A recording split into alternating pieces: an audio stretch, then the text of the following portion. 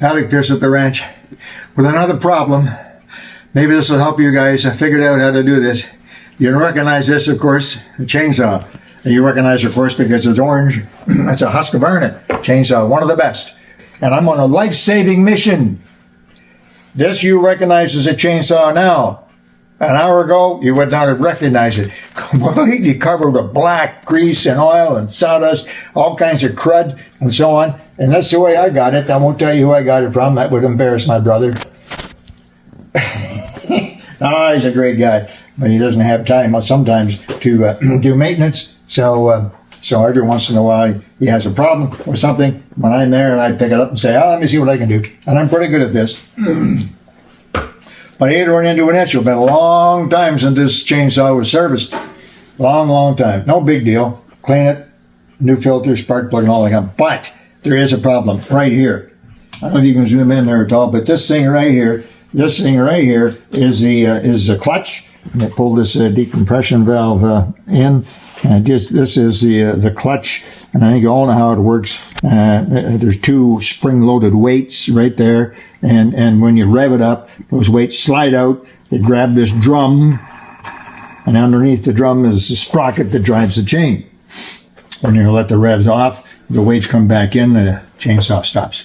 And again, if you're familiar with these machines at all, you know that this clutch mechanism should be taken off regularly for a couple of reasons, to make sure that it will come off easily. And then on behind here, there's a little needle bearing, cheap item, $10, that needs to be cleaned regularly and greased.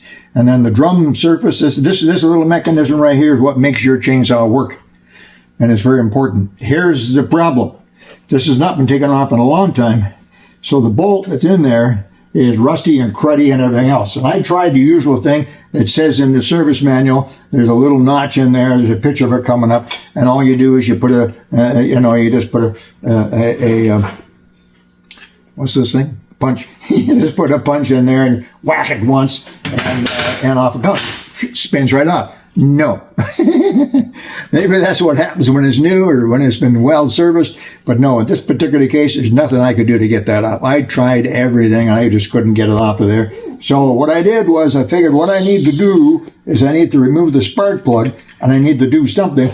I need to put something in there to hold the piston so it won't rotate. And then this will be jammed, because this is connected right to the crankshaft. This will be jammed, and I'll get a punch in there, and I'll whack it, and it'll come off. Now, I did spray it with rust release, which is a good idea. Spray that bolt there with rust release. That'll help a little bit. Let it sit there for a half an hour. And then I needed to stop the piston from moving up and down. Now, there is a tool available. Every chainsaw company has one. Husqvarna has one, and if you got $100 that you're not attached to, you can get that tool. It looks like a spark plug, actually. And it's got a rod in the middle of it that goes down in and holds the piston from coming up. I don't have one. I don't want one. I don't need one.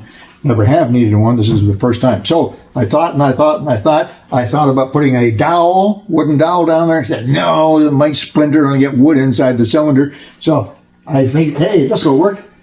I happen to have an old hunk of copper, plastic coated wire. I had a whole bunch of it. I took the spark plug out and I put the piston at bottom. Now you can reach in and make sure the piston's right at the bottom. And I started feeding this wire. And I fit it in there. And you get to see at the very end, I had to force it in. So the cylinder was filled with wire. I left a little bit sticking out. So the cylinder was filled with wire. And sure enough, I turn this, and sure enough, find it jammed, because all that wire, piston coming up, the piston hit the wire. It's copper and plastic. Can't hurt the piston. Can't hurt the cylinder, really, or anything. It's a two-stroke, so there's no valves in there, really. Not valves. And it stopped. Wouldn't move. There's no way it would move. Then I took the punch, and then I took my favorite hammer, the ball peen. It took a while. I won't show you the damage I did there. It's not too bad. It took a while, but finally, it came free. It spun right off. Just like that. Beautiful. And there's the drum, and there's that little needle bearing, I'm going to replace that. This is a little bit rusty. Replace those two things. But they came right off. Anyway, so there's the tip. What's the tip? The tip is, how do you get the clutch off your chainsaw if it's jammed on tightly? That's how you do it. That's one way of doing it anyways. By the way, I did. It worked really, really well. No damage, all set to go. So I'm going to save the life of this little beauty. Give it some artificial respiration.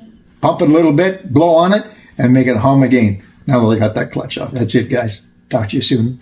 Alec Peirce at the ranch. Bye-bye.